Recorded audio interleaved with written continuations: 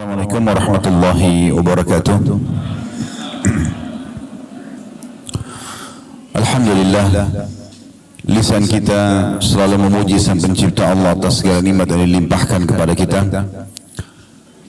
dan juga nikmat terbesar tentunya Islam dan iman, di mana dengan Islam dan iman kita jadi mengenal Tuhan kita Allah, dan juga dengan mengenalnya tentu kita akan selalu patuh mengerjakan perintahnya dan meninggalkan larangannya. Ujung-ujungnya akan mendatangkan kebahagiaan dunia dan juga balasan sempurna di surga nanti di akhirat. Selanjutnya kita panjatkan salam hormat kita kepada utusan Allah Nabi besar Muhammad sallallahu alaihi wa ala alihi wa sahbihi wasallam, sebagaimana Allah telah memerintahkan kita untuk mengucapkan salam hormat tersebut. Tentu tanpa mengurangi penghormatan kepada seluruh pengurus Dewan Dakwah mungkin, dan mungkin bagian divisi haji, ya, atau siapapun yang menjadi penyebab acara ini. Jazakumullah khairan karena sudah memberikan kesempatan kami untuk hadir di sini, dan tentu saya duduk di sini bukan karena lebih tahu dan lebih pintar daripada Bapak Ibu sekalian, tetapi kita menjalankan firman Allah Subhanahu wa taala, fadzakir fa inna dzikra tanfa'ul mu'minin. Saling memberikan peringatan karena peringatan itu sangat bermanfaat bagi orang-orang beriman. Juga menjalankan sabda Nabi SAW, ad-dinun nasihah. Agama ini isinya semuanya nasihat. Baik, beberapa menit ke depan semoga Allah berkahi. Saya ingin mengajak Bapak Ibu sekalian kita menyadari kembali tujuan kita ada di sini. Maksud saya adalah di muka bumi ini. Pernah nggak Bapak Ibu sekalian kita duduk sejenak kemudian kita merenung, kira-kira kenapa saya ada di sini? Apa semua rahasianya? Kenapa ibu saya yang ini? Kenapa ayah saya yang itu? Kenapa saya lahir dari suku ini? Kenapa saya berada di wilayah ini? Kenapa sistem ini semuanya ada? Kenapa ada pagi, ada siang, ada sore, ada malam? Dengan begitu rapinya perputaran itu, terbitnya matahari, kemudian terbenamnya matahari. Begitu juga dengan pergantian siang malam, pergantian musim. Semua di sekitar kita ada tumbuh-tumbuhan dengan beragam macam jenisnya. Ada hewan-hewan juga dengan beragam macam jenisnya. Dengan semua memiliki karakter-karakter tersendiri. Dan segala macam hal. Bahkan di diri kita sendiri, sungguh terdapat keajaiban yang luar biasa. Siapa yang telah menata kedua mata kita seperti ini? Kenapa bukan 3 mata misalnya? Kenapa tangan 2, jari setiap tangan memiliki 5 jari. Begitu juga kita memiliki 2 kaki. Dan seluruh perangkat yang ada di tubuh kita ini yang luar biasa. Di mana manusia ini hanya memilih dan menikmati. Tidak lebih daripada itu. Di saat Bapak Ibu lapar, maka kita hanya memilih pengen makan apa. Yang gurih, yang manis. Di saat kita haus juga tinggal memilih. Setelah itu kita menikmatinya. Lewat makanan dan minuman tersebut, ukuran sepertiga jari kita saja di tenggorokan kita sudah tidak pernah ada ikut campur lagi di makanan dan minuman tersebut. Yang mana komposisi zat besinya dan intinya menjadi nutrisi buat tubuh itu akan diserap dengan sebuah sistem raksasa dalam tubuh kita. Kemudian yang tidak dibutuhkan akan menjadi kotoran yang harus kita keluarkan juga tertata dengan sistem yang rapi.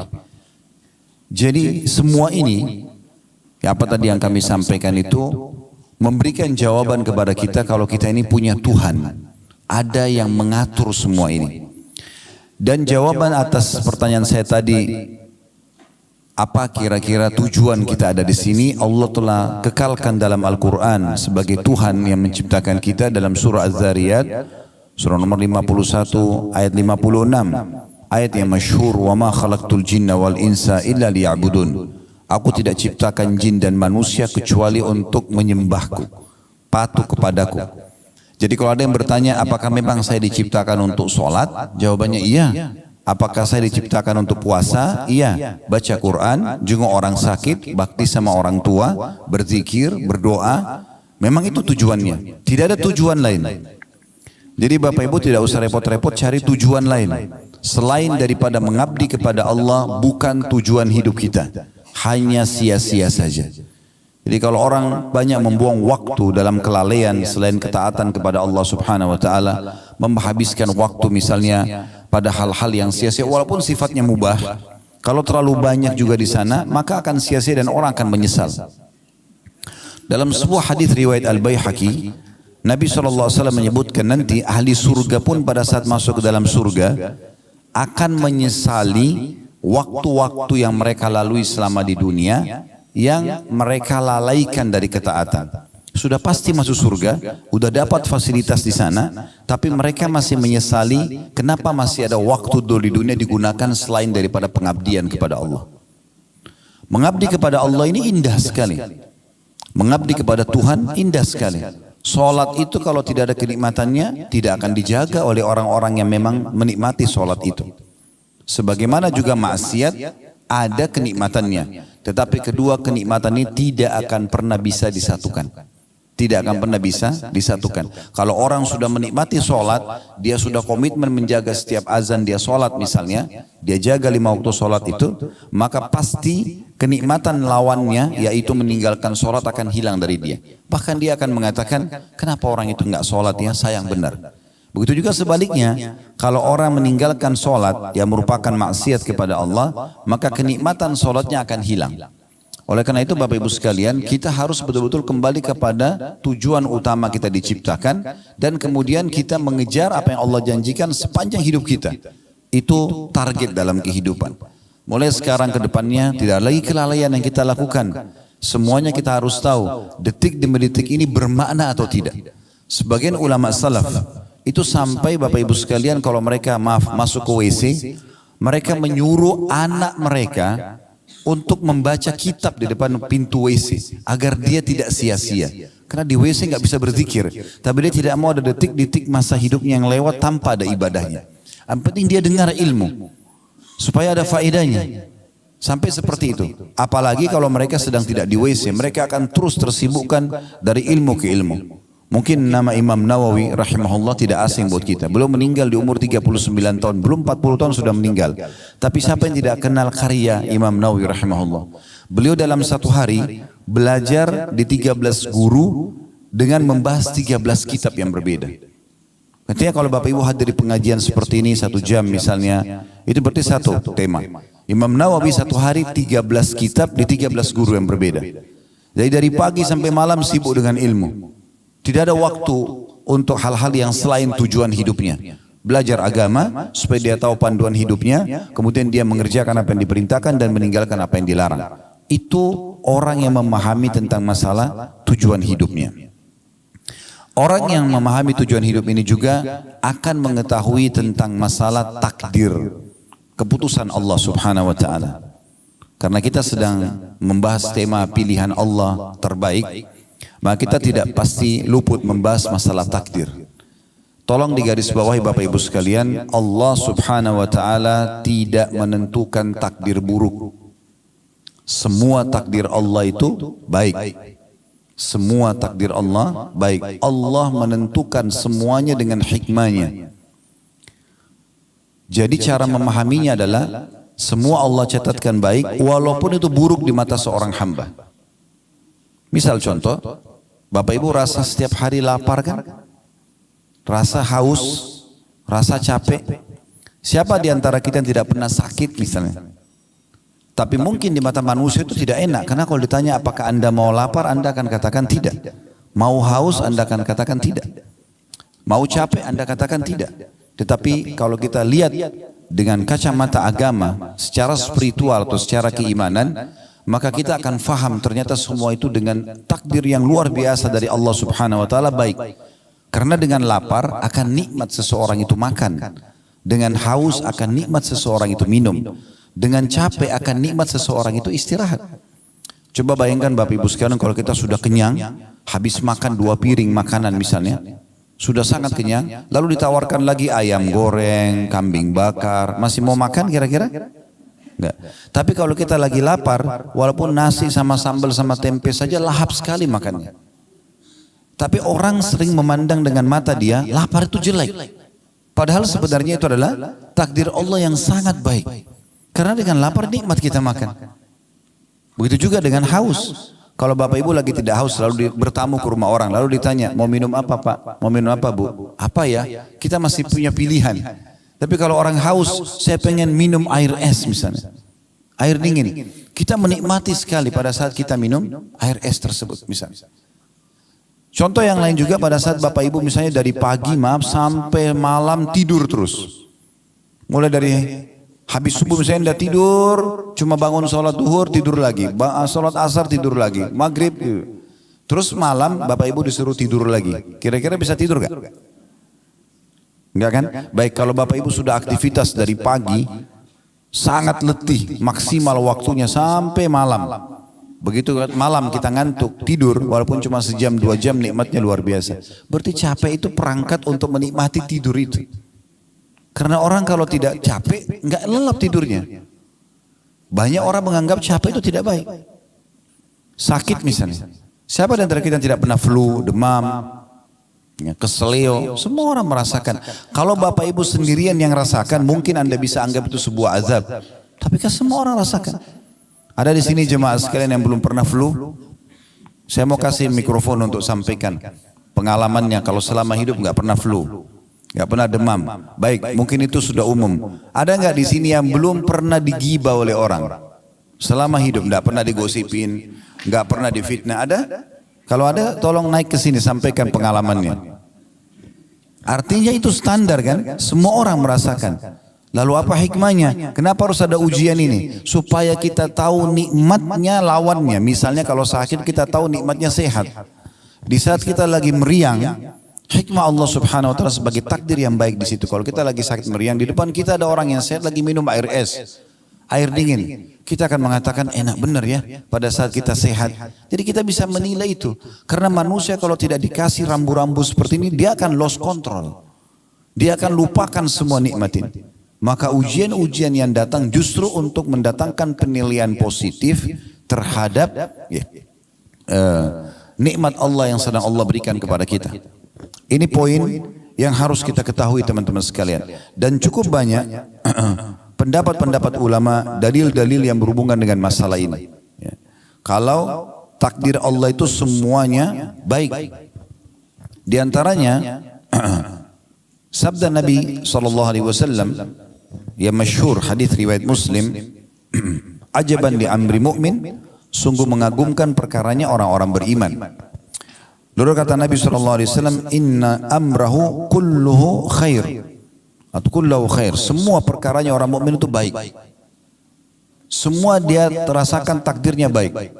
In asabahu sarra syakar, kalau dia diberikan nikmat dia bersyukur. Wa in asabahu dharra sabar, kalau dia diberikan ujian maka dia sabar. Wala yakunu dzalika illa lil mu'min, dan itu tidak dimiliki kecuali oleh orang beriman. Kata ulama menanggapi hadis ini menandakan bahwasanya baik itu sebuah nikmat yang melimpah, maka itu adalah kebaikan, takdir Allah SWT yang baik. Baik itu sebuah ujian, juga itu adalah takdir yang baik Allah Subhanahu wa taala. Tapi orang beriman yang bisa menilai ini. Bagaimana kita sekarang merasakan dan menilai kalau ujian itu adalah sebuah nikmat? Sakit, diganggu orang, segala macam. Allah Subhanahu wa taala memudahkan Bapak Ibu sekalian agar kesalahan-kesalahan yang kita lakukan ini itu memiliki banyak opsional agar bisa dibersihkan. Karena kan setiap pelanggaran akan ada hukumannya ya. Misal Bapak Ibu kerja di satu perusahaan, maka kalau orang melanggar peraturan perusahaan akan ada hukuman. Kalau mungkin biasa di perusahaan itu SP, surat peringatan 1, SP1, SP2 dan seterusnya. Nah sampai terakhir puncaknya di PHK misalnya, ada hukuman. Nah orang juga kalau melanggar hukum Allah ada hukumannya. Allah memberikan banyak kita opsi supaya hukuman yaitu tidak menimpa kita. Seperti misalnya taubat. Selain taubat datangnya ujian-ujian. Sakit, gangguan orang. Ternyata itu menyelamatkan kita dari siksaan nanti di akhirat karena perbuatan kita. Makanya Nabi SAW mengatakan dalam sebuah hadis riwayat Muslim, tidak ada yang menimpa seorang muslim dari letih, tidak ada yang menimpa seorang muslim dari letih, capek, gangguan orang, penyakit, bahkan duri yang menusuk tubuhnya kecuali jadi pengampunan dosa-dosanya. Kalau ada sesuatu yang Bapak Ibu tidak suka terjadi dalam hidup, perhatikan baik-baik. Kalau itu memang menimpa Anda dan tidak umum menimpa orang, biasanya memang disebabkan karena kesalahan kita sendiri. Ada orang sengaja balap-balap, ugal-ugalan, jatuh, patah, tabrakan, lumpuh, karena perbuatan dia. Nah orang banyak menilai juga ini sebagai takdir buruk, sebenarnya tidak. Bukan seperti itu. Bahkan kemahamurahan Sang Pencipta Allah ini luar biasa Bapak Ibu sekalian. Sampai-sampai Allah memberikan kita kebebasan sepenuhnya untuk memilih. Bapak Ibu pada saat mau hadir di sini tadi, kan tidak ada dalam syariat Islam harus pakai baju warna ini. Hari Senin misalnya harus pakai baju warna ini, hari Selasa harus pakai warna ini, ya harus pakai penutup kepala warna ini, tidak ada sama sekali. Yang ada disuruh pakai pakaian tutup aurat, selesai. Setelah itu bebas kita. Kan begitu. Dan terlalu banyak khiyarat atau pilihan-pilihan yang Allah berikan kepada kita, termasuk dalam memilih makanan, memilih minuman, memilih tempat kerja, memilih pasangan hidup, semua di tangan kita. Di saat seseorang mau menikah misalnya, Allah hanya mudahkan dia memiliki pilihan 1, 2, 3, 4, 5, lalu dia yang tentukan, saya mau nikah sama si A. Ada perusahaan A, B, C, dia mau kerja, dia tinggal tentukan, saya mau kerja di perusahaan B misalnya. Semua diberikan kesempatan. Bahkan lebih besar daripada itu, untuk beriman ataupun kafir kepada Allah, Allah mengatakan faman syaa'a falyu'min wa man syaa'a falyakfur. Siapa mau beriman silahkan, maka dia akan dapat semua apa yang dijanjikan untuk orang beriman. Kebahagiaan di dunia dan juga balasan sempurna di akhirat. Wa man syaa'a falyakfur. Siapa yang mau berkufur silakan saja. Nanti teman-teman sekalian, orang-orang kafir yang masuk ke dalam neraka itu masuk ke dalam neraka dalam kondisi meyakini keadilan Allah Subhanahu wa taala. Karena yang membuat mereka masuk pilihan mereka sendiri. Begitu luar biasanya Allah berikan kebebasan kita untuk memilih. Tinggal bagaimana kita menentukan jalan kita masing-masing. Banyak pendapat ulama tentang masalah ini, diantaranya adalah pendapat Syekh Utsaimin rahimahullah, salah satu ulama di Saudi yang sudah meninggal. Beliau mengatakan kurang lebih terjemahnya, takdir itu tidak ada yang buruk. Takdir tidak ada yang buruk. Yang buruk hanyalah yang ditakdirkan atau al-makdur. Artinya makhluk yang merasakannya jelek. Tapi Allah tidak menentukan yang jelek itu. Takdir jika dilihat dari perbuatan Allah, semua takdir itu adalah baik. Sebagaimana disebutkan dalam sebuah hadis, kejelekan tidak disandarkan kepadamu ya Allah. Jadi ada potongan doa teman-teman sekalian, itu disebutkan dalam riwayat Muslim, ya, bahwasanya wasyarru laisa ilaik. Keburukan tidak akan pernah disandarkan kepadamu ya Allah. Itu Nabi SAW sering baca dalam sholat beliau. Ya. Maka kata Syekh Utsaimin rahimahullah, sebagaimana dalam potongan hadis, kejelekan tidak disandarkan kepadamu. Jadi takdir Allah itu selamanya tidak ada yang jelek. Karena ketetapan takdir itu ada karena rahmat dan hikmah Allah.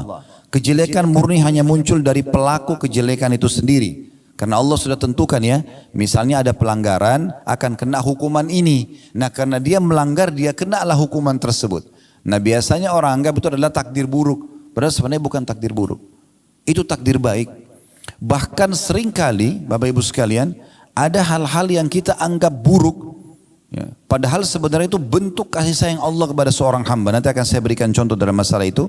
Saya selesaikan dulu apa yang dikatakan oleh Syekh Utsaimin rahimahullah. Kata beliau, jadi kejelekan itu murni hanya muncul dari pelaku kejelekan. Sedangkan Allah itu hanya berbuat baik selama-lamanya. Ini beliau jelaskan dalam syarah hadis Arba'in Nawawi beliau di halaman 88. Yang saya katakan tadi contohnya Bapak Ibu sekalian adalah pelaku kriminal. Semua hamba Allah subhanahu wa ta'ala kalau ingin melakukan satu perbuatan kriminal, kriminal ini berarti pelanggaran, bahasa agamanya maksiat, ya, yang Allah sudah tentukan sebagai pelanggaran, berzina, mencuri, membunuh, apa saja, pasti Allah subhanahu wa ta'ala akan berikan kepada dia sinyal rasa khawatir dan takut. Di saat dia mau masuk hotel berzina misalnya, pasti ada rasa takutnya, rasa khawatir, dia mau mencuri begitu, dia mau membunuh begitu, supaya dia tidak melakukannya.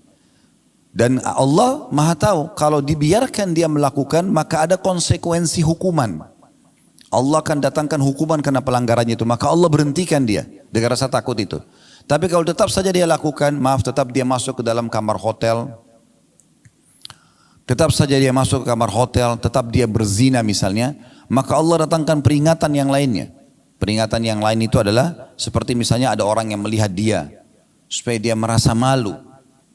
Kalau dia tidak mau juga tahu itu, tetap diulangi terus perbuatannya, peringatan lebih besar datang. Sampai pada tingkat ada orang yang terjadi gempa, rubuh hotel tersebut, ditemukan jenazahnya lagi dalam kondisi tidak berpakaian. Allah permalukan. Itu pun semuanya dengan hikmah Allah Subhanahu wa taala.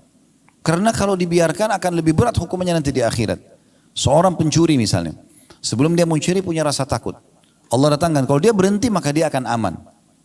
Tapi ternyata tetap aja dia mencuri. Allah datangkan sinyal yang kedua, dilihat oleh orang lain tapi mungkin belum kepergok, belum ketangkap. Tapi sudah mulai orang tahu, oh si fulan itu pernah mencuri misalnya.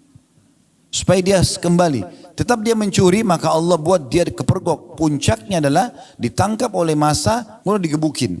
Pada saat digebukin pun seorang maling itu sebenarnya, itu bentuk kasih sayang Allah. Karena kalau tidak digebukin, dia tidak mau berhenti orang ini. Maka Allah punya cara memberhentikan dia, supaya dia tidak mengulanginya. Berapa banyak orang yang diuji dengan penyakit kronis, diuji dengan segala macam hal, ternyata itu ada hikmah yang sangat besar. Ada seorang anak muda di rumah sakit di Riyadh, kejadian nyata Bapak Ibu sekalian. Dia naik mobil, bawa mobil terus tabrakan, kakinya patah. Subhanallah, sudah 3 tahun di rumah sakit. Satu waktu ada seorang syekh datang. Syekh ini selalu setiap hari bolak-balik ke rumah sakit, pindah dari rumah sakit ke rumah sakit hanya untuk pamit kepada pemimpin kepala rumah sakit untuk diizinkan keliling kamar-kamar pasien. Dia hanya minta 1 kamar pasien setengah menit, 1 menit. Hanya menyabarkan mereka, mendoakan mereka lalu dia pergi untuk mendapatkan pahala menjenguk orang sakit gitu. Subhanallah, dia masuk kamar anak muda ini, kakinya masih digip ya. Pakai semen dan digantung. Sudah 3 tahun. Maka Syekh ini pun mengatakan, sabarlah, semoga jadi pembersihan dosamu, dinasihatin. Tapi dari semua pasien anak muda ini beda sendiri. Dia mengatakan begini, Syekh, jazakallah khair, semoga Allah balas anda dengan kebaikan atas jenguk ini, kejenguk ini, yang mendatangi menjenguk saya, dan juga doa-doa anda. Tapi perlu anda tahu, saya malah bersyukur sama Allah dengan musibah ini. Kata Syekhnya, kok bisa? Kamu kan tabrakan, kakimu patah, sudah 3 tahun di rumah sakit. Dia bilang, Syekh, saya dulu ini termasuk anak muda yang lalai. Malas sekali ibadah. Gak pernah sholat, ugal-ugalan. Itu sampai saya kejadian tabrakan itu. Karena ugal-ugalan. Selalu jauh dari agama Allah. Waktu awal saya tabrakan dan kaki saya patah dimasukkan ke rumah sakit ini, saya marah sekali. Tidak bisa menerima keputusan Allah. Saya terus saja berkeluh kesah. Tapi karena memang dasarnya kaki saya patah, saya gak bisa buat apa-apa. Dokter pun gak bisa buat apa-apa. Sampai akhirnya saya pun mulai merenung, mulai berpikir. Sampai pada puncak saya merasakan ini adalah bentuk kasih sayang Allah. Karena kalau saya tidak diginikan, saya memang tidak mau berhenti dulu ugal-ugalan. Balap-balap, ganggu orang, mabuk-mabukan, ganggu, buat banyak kesalahan. Maka dia pun, ya mungkin Bapak Ibu maaf kalau mengatakan bagaimana bisa di Saudi ada orang mabuk. Itu mungkin ada juga orang jual beli transaksi narkotika, ada orang ditangkap lalu dihukum oleh pemerintah, ada terjadi itu di sana. Yang jelas dia bilang, dan sekarang setelah saya bisa menerima takdir Allah itu, karena saya punya banyak waktu di kamar rumah sakit ini, maka saya pun bisa leluasa ibadah. Sekarang saya beritakan berita gembira Syekh, saya enggak pernah tinggalkan sholat 5 waktu, on time. Yang kedua, saya sekarang hafal 30 juz Al-Quran. Di atas ranjang ini saya hafal 30 juz Al-Quran. Karena saya banyak waktu, hanya saya mulai baca Quran, saya mulai hafal, dan sekarang saya hafal Quran. Dan saya bersyukur dengan Allah atas ujian ini. Subhanallah, semua penuh dengan hikmah. Ada kisah yang lain, seorang dosen di Ummul Qura, Dr. Muhammad, beliau menceritakan dalam salah satu ceramahnya, saya hanya menukil ini tentang bagaimana kita memahami keputusan Allah itu luar biasa. Sangat baik sebenarnya. Tapi tinggal bagaimana makhluk ini kita sebagai hamba berhusnudzon, bersangka baik kepada Allah, walaupun buruk di mata kita. Beliau menceritakan tentang seorang sahabatnya melamar seorang wanita. Setelah sepakat, sudah cocok semuanya, ditentukan hari pernikahan. Subhanallah, 2 minggu sebelum acara pernikahan, tiba-tiba saja tanpa sebab apa-apa, pihak perempuan, si anak perempuannya membatalkan pernikahan. Dan dia mohon-mohon sama orang tuanya, tolong batalkan pernikahannya, saya tidak mau nikah sama laki-laki ini. Maka si laki-laki ini bingung, apa sebabnya? Dia coba konfirmasi, karena ini sudah deal, sudah oke, tanggal sekian akan menikah. 2 minggu lagi akan ada acara, undangan sudah disebarluaskan. Ini gimana memahaminya, ini bagaimana cara menanggapi masalah ini? Maka dia tanya ke orang tua perempuan itu, mereka bilang kami tidak bisa buat apa-apa. Kami sudah coba ngerayu anak ini, kami sudah jelaskan tentang menjaga nama baik, kami sudah jelaskan pernikahan itu baik dalam agama, tapi tetap aja dia tidak mau. Pokoknya dia minta dibatalin. Kata Dr. Muhammad, beliau mengatakan akhirnya dibatalkan pernikahan tersebut. Dari semenjak pembatalan pernikahan dia bilang, teman saya ini terus berdoa sama Allah. Sekarang satu masjid sholatnya, antara azan iqamah, saya duduk di sebelahnya, yang saya dengar, ya Allah kembalikan wanita ini kepada saya menyukainya, mudahkan pernikahan kami, minta semua kebaikan. Dia bilang saking seringnya berdoa ini, antara azan dan iqamah, kalau lagi ketemu misalnya sholat malam sama-sama, dia berdoa lagi sama, kalau apa saja kesempatan ibadah dia selalu berdoa, minta khusus untuk kembali wanita itu suka sama dia dan mau menikah. Kata Dr. Muhammad, saking saya prihatinnya sama dia sampai saya mengatakan, saya pun angkat tangan ke langit mengatakan, ya Allah mudahkan buat teman saya. Tapi subhanallah, berjalan sampai 2 pekan berturut-turut, lewatlah hari H kesepakatan pernikahan, perempuan ini dilamar oleh laki-laki lain, menikah dia. Perempuan itu menikah sama laki-laki lain. Coba bayangkan kalau kita di posisi orang ini berat sekali gitu.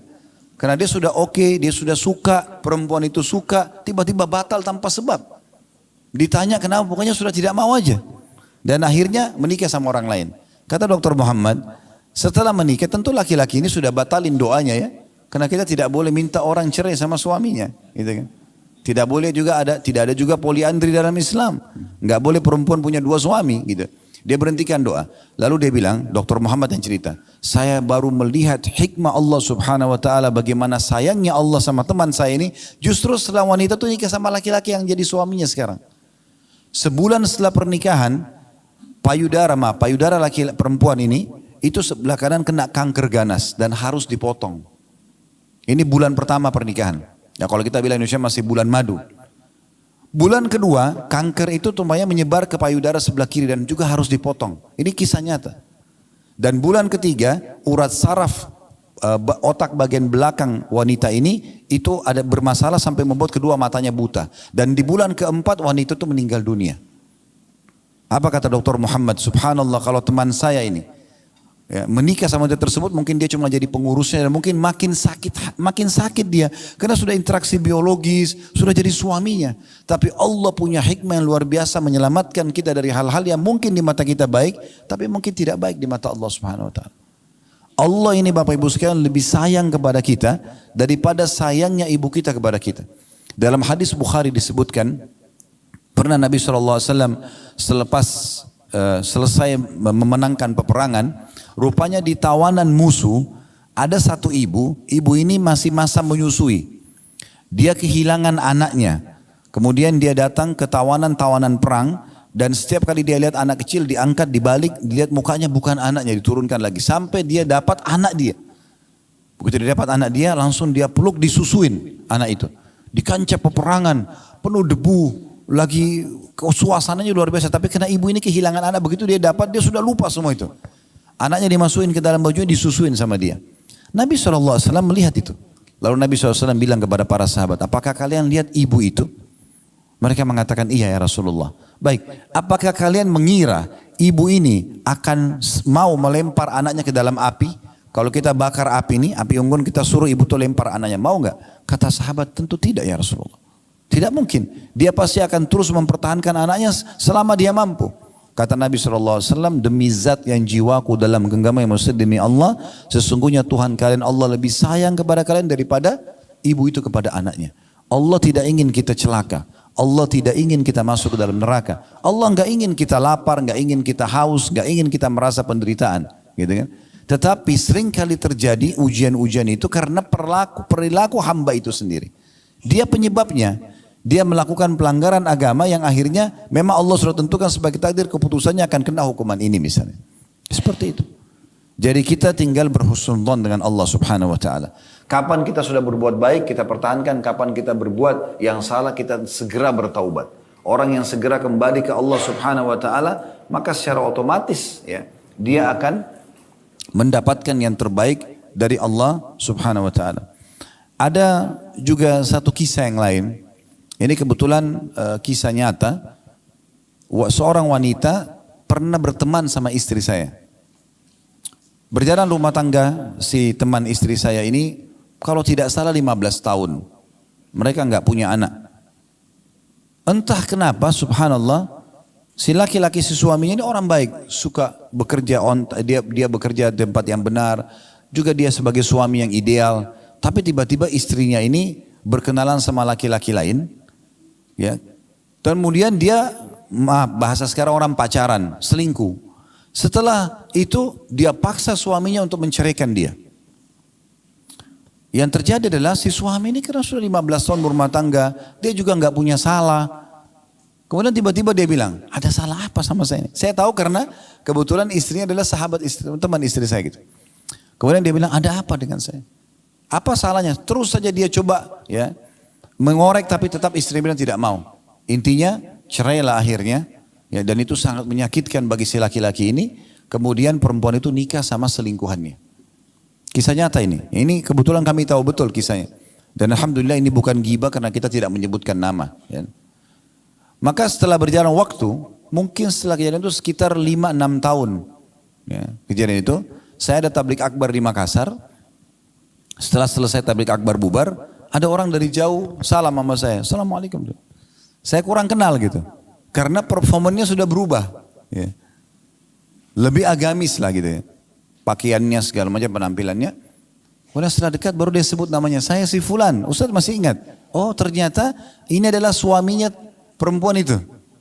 Yang 6 tahun lalu atau 5 tahun lalu ditinggal sama istrinya. Istri selingkuh terus nikah sama selingkuhannya. Kalau setelah itu saya putus kontak gitu. 6 tahun kemudian 5-6 tahun kemudian saya ketemu. Ternyata dia orang ini. Dan hadir di tablik akbar kami. Terus saya karena merasa prihatin. Saya masih ingat kasus dia. Lalu saya tanya. Maaf. Jadi setelah tanya kabar segala macam, lalu bagaimana kejadiannya? Oh alhamdulillah dia bilang. Orang ini bilang, suami tadi si perempuan yang selingkuh itu. Alhamdulillah. Oh kenapa alhamdulillah? Alhamdulillah setelah saya ditinggalkan dulu memang saya sempat terpukul. Karena istri saya meninggalkan saya, apalagi nikah sama laki-laki lain. Tapi setelah itu saya sempat vakum tuh berapa bulan, berapa waktu gitu saya tidak tahu harus buat apa. Sampai akhirnya saya bangkit kembali, saya sangka baik sama Allah, saya menikah. Sekarang saya diberikan oleh Allah istri yang salihah. Dan Allah karunia sekarang saya anak atau 2 atau 3 dia bilang. Dulunya dia nikah 15 tahun gak punya anak. Istrinya juga jauh dari agama, tidak berhijab segala macam. Sekarang Allah kasih gantinya wanita salihah, punya anak dan dia sangat bahagia. Subhanallah. Kata Nabi SAW apa? Innamas sadmatu fil ula. Sebenarnya pukulan yang dirasakan dari ujian itu hanya di awal saja. Setelahnya itu sudah jadi biasa sebenarnya. Tinggal bagaimana kita harus memahami poin penting Bapak Ibu sekalian. Memang dalam kehidupan kita di muka bumi ini ada 2 sayap kita. Kalau saya bahasakan sayap supaya mudah difahami. Sayap yang pertama supaya berimbang. Tapi ini dua-duanya harus berimbang kiri kanan ya. Itu adalah syukur di saat nikmat ada. Sayap kedua sabar di saat ujian ada. Ini 2 sayap tidak boleh berpisah. Dan dua-duanya ini dengan hikmah Allah SWT. Semua takdirnya Allah baik di situ. Kalau nikmat sedang melimpah, supaya nikmat itu terus bertahan, makan, minum, apa saja kesehatan, keturunan, alhamdulillah kita syukuri. Nah kalau ujian datang, kita sabari. Sabar apa maksudnya? Bukan duduk manis elus dada, tidak. Sabar dalam Islam adalah menerima takdir Allah, kemudian ikhtiar mencari jalan keluar. Contohnya supaya mudah difahami. Kalau Bapak Ibu bangun tidur pagi hari flu, tadi malam tidur nggak sakit nggak apa. Tapi tiba-tiba kita bangun meriang, flu, batuk tanpa sebab. Di sini perangkatnya adalah sabar. Apa itu sabar? Oh, Allah sedang menguji saya. Terima dulu itu. Ujian diterima dulu. Kemudian ikhtiar, minum obat, ke dokter, minum minuman hangat.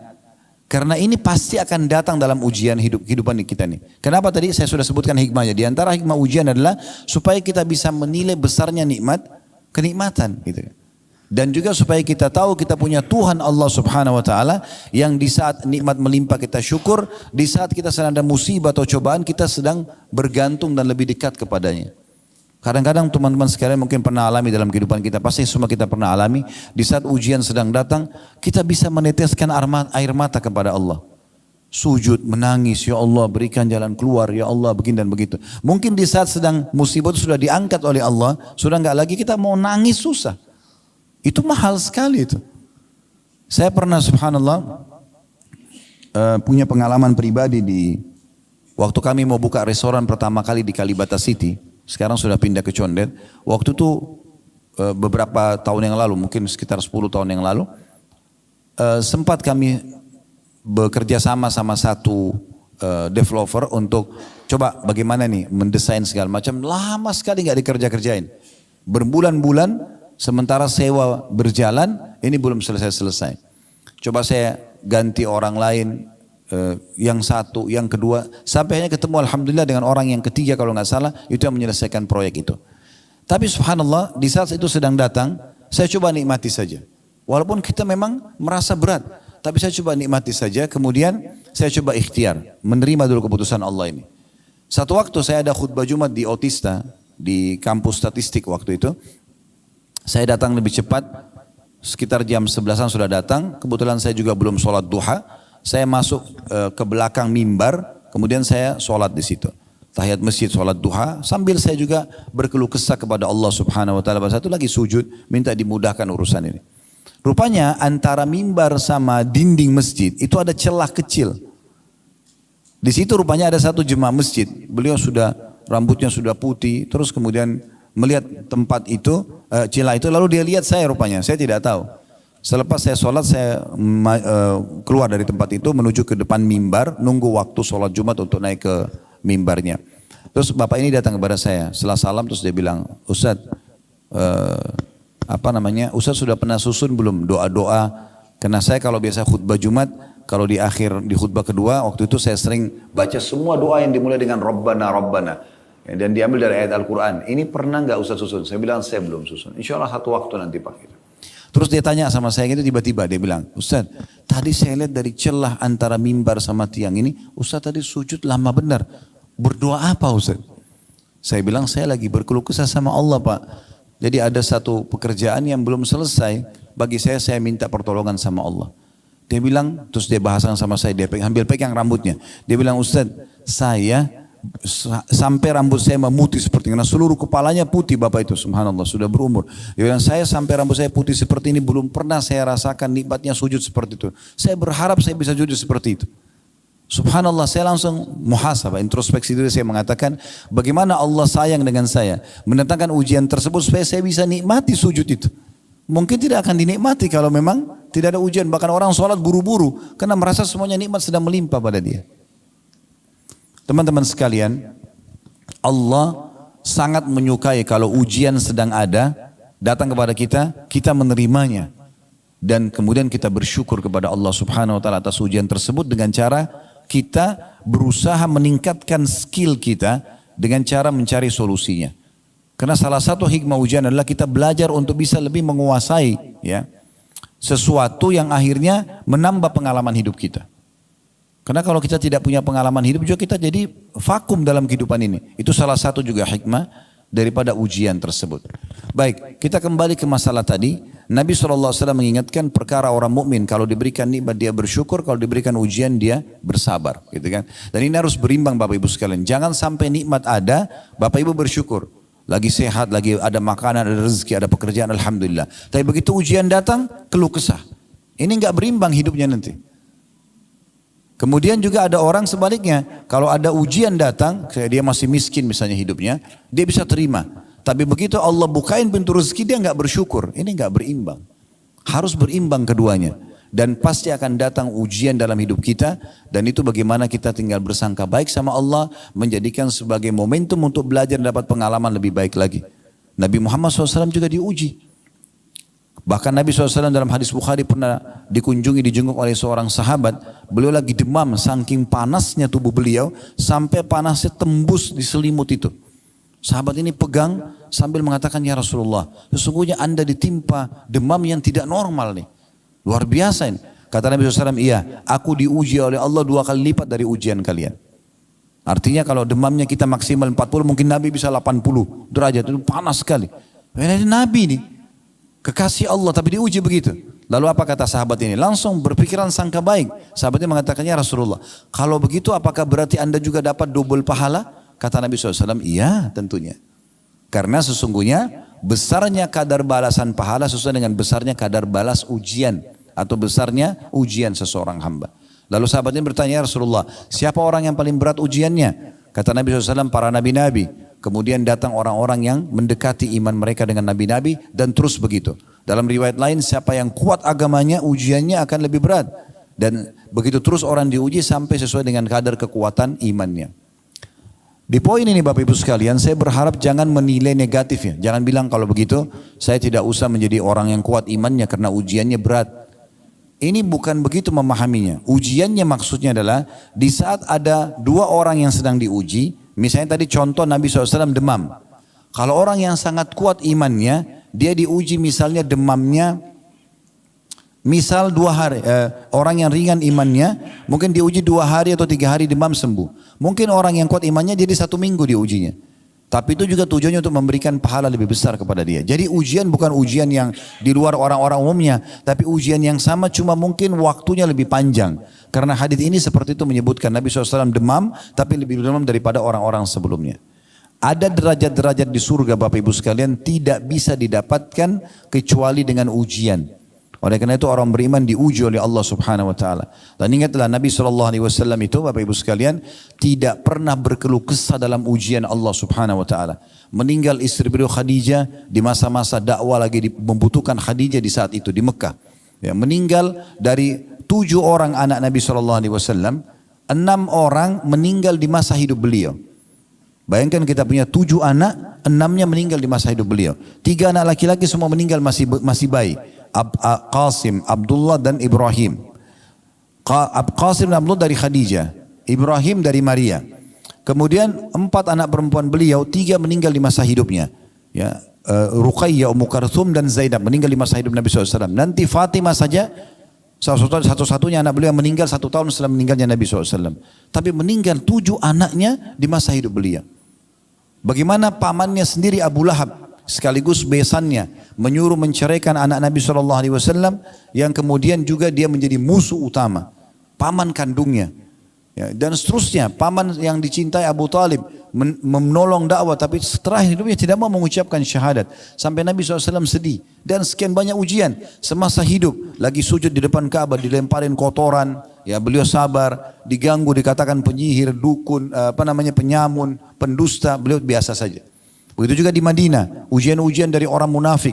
Setiap kali Nabi SAW sampaikan sebuah peraturan agama, orang munafik mengatakan Muhammad ini ngawur, Muhammad ini gini dan seterusnya. Jadi banyak sekali ujian dalam hidup Nabi SAW. Dia diuji oleh Allah SWT. Tapi tujuannya untuk memberikan derajat yang tinggi nanti di surga. Ya. Kadang-kadang juga Allah Subhanahu Wa Taala memberikan ujian Bapak Ibu sekalian itu untuk memberikan yang terbaik buat kita.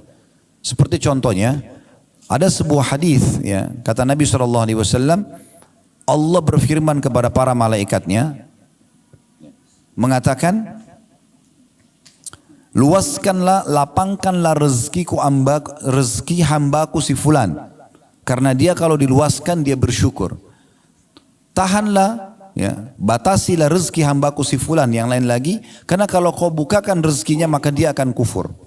Saya tutup dengan sebuah kisah. Seorang teman saya, sahabat dekat saya dulu, sudah meninggal rahimahullah. Beliau tinggal di salah satu kota di Indonesia ini.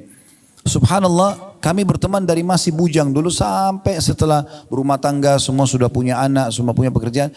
Tapi rata-rata teman-teman yang saya kenal, semua sudah Allah bukakan pintu rezeki. Tapi satu teman saya ini tetap dalam kondisi yang sama. Kondisi yang sama, sampai hidupnya kalau setiap hari pun mau makan itu harus mencari, kadang-kadang dibantu oleh orang, jadi agak susah gitu.